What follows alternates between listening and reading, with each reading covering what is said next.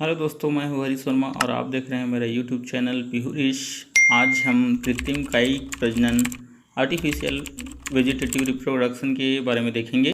कृत्रिम या आर्टिफिशियल से समझा ही जा सकता है कि इसको जो है मनुष्य अपनी इच्छा के अनुसार जो है अलैंगिक जनन के द्वारा पौधों की संख्या बढ़ाने की विधि है।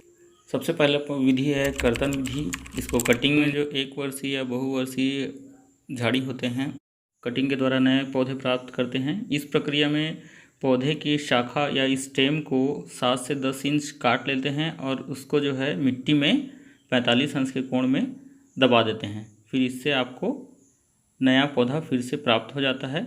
इसका उदाहरण है गुलाब, गुड़हल, अंगूर, अनार और रात रानी। दूसरा विधि है दाब लगाना बाई लेयरिंग। इसमें शाखा को किसी प्रकार से काटा नहीं जाता, बल्कि उसे झुकाकर जगह जगह मिट्टी में दबा दिया जाता है। मिट्टी में दबाने से दबे हुए भाग से फिर से जड़ निकल के फिर से नया प्लांट बन जाता है। इसका उदाहरण है सेब, नाशपाती, स्ट्रॉबेरी, अमरूद, संतरा, काजू। दाब लगाने की एक अन्य विधि भी है जिसे गुटिंग कहा जाता है। इसमें पौधे के वायवीय भाग को, उसके छाल को निकाल दिया जाता है और उस पर जो है मिट्टी थोप दिया जाता है और उसको जो है समय समय पर पानी का छिड़काव करते रहते हैं नमी बनाने के लिए। और नमी बने हुए भाग से फिर से जो है रूट और नया प्लांट निकल जाता है। इसका उदाहरण है काजू, अंजीर, संतरा, नींबू, अमरूद, कटहल और लीची। तीसरा कृत्रिम कायिक जनन के प्रकार है रोपण विधि ग्राफ्टिंग के द्वारा। बीजपत्री, डाइकॉट्स और अनावृत बीजी जिम्नोस्पर्म पौधे में ऐसा जो है रोपण की प्रक्रिया की जाती है। एक पौधा को दूसरे के पौधे के ऊपर रोपण किया जाता है, इसलिए जो है इसके लिए थोड़ी सी ट्रेनिंग की ज़रूरत होती है। और इसका उदाहरण है चेरी, आम, नींबू, अमरूद, चीकू और अंगूर। इसमें आप जो है चित्र के द्वारा जो देख सकते हैं कि कैसे एक पौधे के दूसरे पौधे के द्वारा रोपण किया जाता है। इसमें 2-3 प्रकार से जो है क्राफ्टिंग करने की विधि है। कृत्रिम कायिक जनन का चौथा उदाहरण है कलिकायन या बडिंग।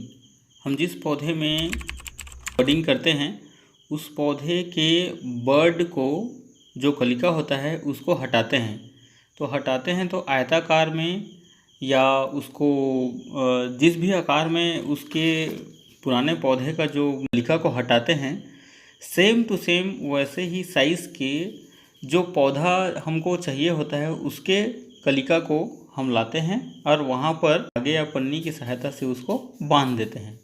और वो जो कलिका जो दूसरे पौधे से लाए रहते हैं वो विकसित होता है और विकसित होकर एक जो है नया जो है उसके साथ में फिर स्टेम बना लेता है। तो इस प्रकार से कलिकायन या बडिंग होता है। इसका उदाहरण है पपीता, गुलाब, रामफल, आम, कटहल, अखरोट।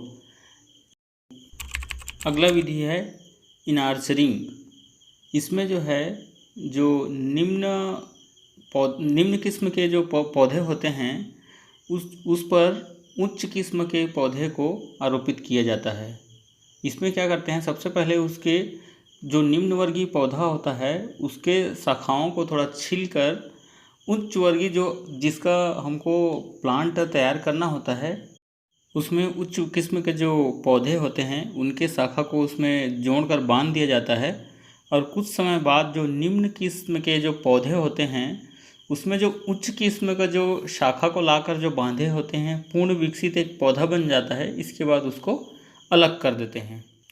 छठवां और आखिरी कृत्रिम कायिक प्रजनन है सूक्ष्म प्रसारण माइक्रो प्रोपगेशन के द्वारा। इसमें किसी भी उच्च वर्गीय पौधों का कोशिका ऊतक या कोई अंग को या एकमात्र भ्रूण से ही बहुत कम समय में बहुत अधिक जो है प्लांट तैयार किया जा सकता है। अत्यधिक संख्या में जो है प्लांट उत्पन्न किया जा सकता है। इसको हम माइक्रो प्रोपगेशन कहते हैं। इसको पादप ऊतक संवर्धन प्लांट टिश्यू कल्चर भी बोल सकते हैं। और इसमें जो है आपका जैसा चित्र में दिखाया गया है उस तरह से उसका एक कोशिका को निकाल कर पूर्ण विकसित पौधा, मतलब यहाँ तक कि 1 वर्ष में एक पादप से आप 1 लाख तक के संख्या में आप पौधा जो है उत्पन्न कर सकते हैं।